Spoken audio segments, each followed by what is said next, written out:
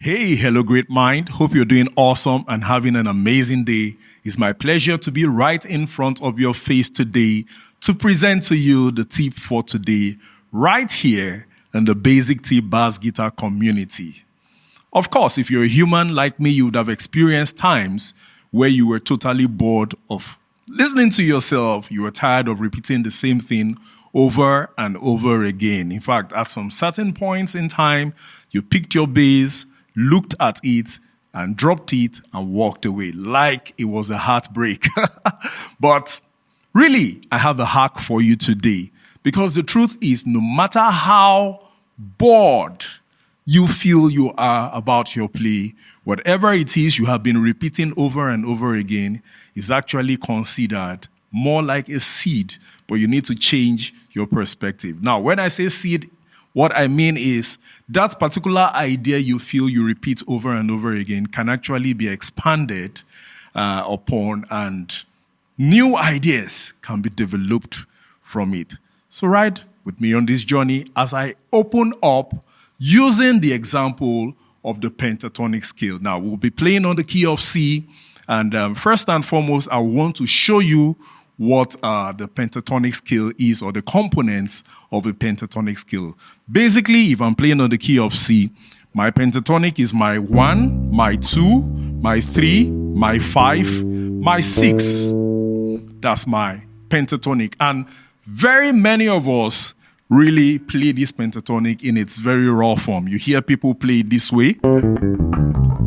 Now, of course, I added an extra deeper octave of my sixth note. So a lot of us play it this way. A lot of us just play, we just pick the pentatonic and just play those 5 notes. Of course, pentatonic, 5, pent. When you hear pentagon, it has 5 sides. Pentatonic, 5 notes. So basically, a lot of us play it in its very, very raw form, and we are practically tired of listening to ourselves. At best, some of us do probably a riff that has a combination of probably 3s or 2s. So you hear some people play, starting from your higher octave on your C, you hear some people play something like this. You hear people play something like that. And sometimes you hear people play this.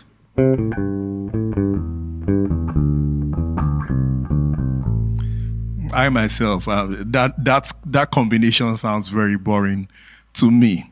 But really, do you know there are several ways you can harness the pentatonic scale to actually make it make a lot of sense? Now, you may have been repeating and repeating. Your repetition has helped you perfect what you have known so far on the combination or what you play, that particular scale. Now, you need to move a step further. And that step, first of all, has to do with you opening up your mind. Now, I tell people a lot, I say it a lot, I say, if your mind can conceive it, then your hands can play it. It's only a matter of time. So now, how do you open up your mind? First of all, you have to understand that these points are notes. They're basically notes. They don't bite. And they cannot injure you. So they are basically notes, they don't bite.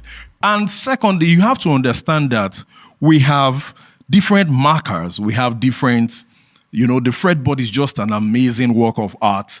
I think if we have the fretboard alone in an art gallery, just the fretboard of a bass guitar, it brings a sense of awesomeness. There are so many things to explore from it. So we have so many spaces right here, which proves to me that there are opportunities for me to do quite a number of things. Of course, we have so many fingers also. I know some of us have more than 5. I have just 5 on my left, 5 on my right. So the availability of my fingers also opens up, some kind of possibility. That means I can actually do different things. And also the availability of time. Oh, time is a gift. Time is your friend. So don't look at time as your enemy. So the availability of time means that within a space of time, I can actually harness the spaces on the fretboard to with my fingers combined to produce something meaningful. So you have to first of all open your mind to understand that there are several possibilities. Now, these possibilities are actually what I also term as permutations and combinations. Now, some of us may not have known it as permutation and combination. Okay, as an engineering student back in school, I actually didn't study music. I studied electrical engineering. So I think back in my earlier years in school, we learned permutation and combination in mathematics. So I now, came to a point of understanding that aside mathematics, I can actually permutate and combine in music. Now, what is permutation? Permutation is simply several ways to arrange something. Now, you have a couple of elements or a number of elements. Now, permutation simply means that if I want to play around those elements, there are actually several ways I can arrange them. Combination could be a combination of those elements. So, permutation basically tells me that I have several orders of those elements. So I could have, of course, our pentatonic again. Now, having it this way doesn't mean that I must always play it this way. I hope you understand. It doesn't mean I must always play it that way. I can actually change the order. I can start from my first note to my sixth. I can move to my third note, to my fifth note. Now, that shows that I can actually make jumps. They are called jumps. I could make jumps on my pentatonic scale. So if I have, to make a jump, randomly, the way I'm seated here right now, off, spontaneously, I could make a jump like this. It's still the pentatonic scale. So what I basically did was I played my fifth and the octave of my one. I could actually also play my sixth and the octave of my two. So basically, I'm still playing the pentatonic scale, but I'm permutating in different orders. Also, I can look at it from the perspective of patterns. I could create patterns on my pentatonic scale. So instead of just having my single run, I could actually have a combination that has to do with numbers. So I could have a single run. Now, I'm not particular about where you start from. I'm starting from anywhere. Okay, for example, now I'm starting from the octave of the third note. So I could have a combination of a single run, and my single run will simply be this. Now, that's a single run. I could have a combination of a double run. Now, I could have a combination of a triple run. Now, I extended it, to a deeper octave. I could have a combination of a run of fours.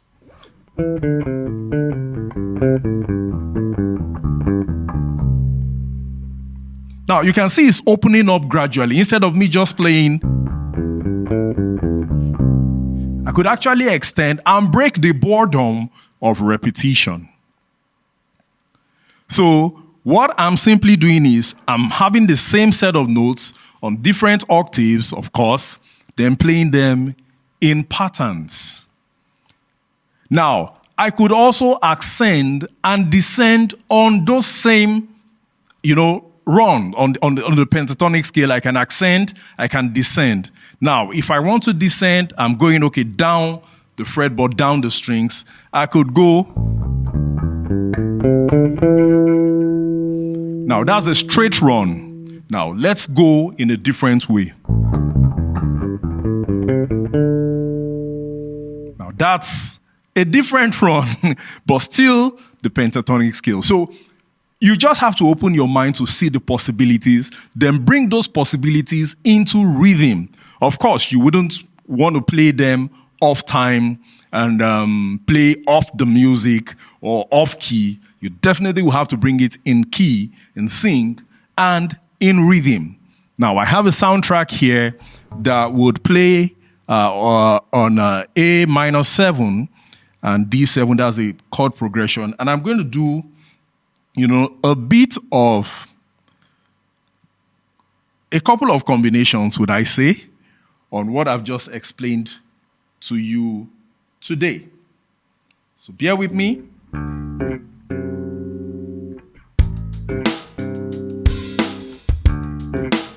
I hope you can hear that groove. That's your A minor 7 and your D7.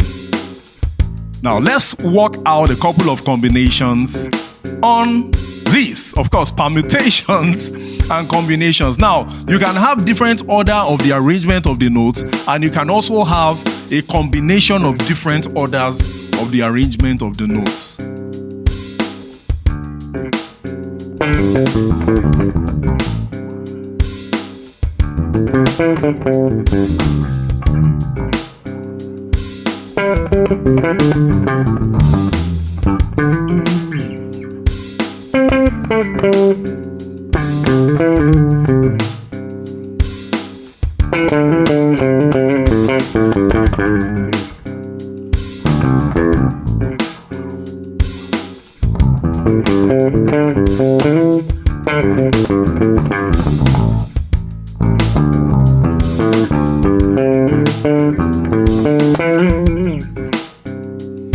Now, at some point, what I did was a jump of threes. Now, this is a single jump, jumping from one string to the next based on the pentatonic scale.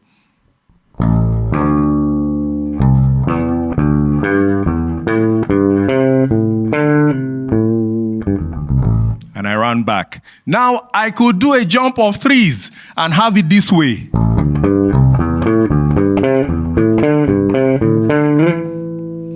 Now, this is not limited to improvisation alone. Of course, you can apply this when you're building a bass line, and you can also apply this when you're making a feel. A riff, maybe a riff when you're playing a groove.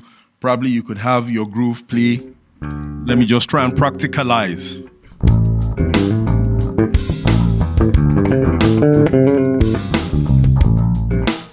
Now, that's an example of a feel. I applied a feel just within that short groove or short bass line I played. So I want you to open your mind and understand that most of what you would play that will blow people's minds as a bass player is what you have learned how to use your mind to open up. Now, I know a lot of us want to score stuff. We want to learn new stuff from other bass players, which is not wrong. But very importantly is an added advantage and a plus when you can look through your mind and see that there are several possibilities to one particular thing. Now, I've taught you how to open up the pentatonic scale in this very short class. I would love you to try out on the harmonic major, harmonic minor, melodic minor, and, try this out on different scales. And you'll see that you wouldn't just have more things to play, but you would also blow your own mind. Because the truth is, when we try things out, what we're simply doing is we are opening up new possibilities, new realms, and new altitudes for us to fly in. I love you with all my heart. Thank you for staying through this class. Have a wonderful day, and bye.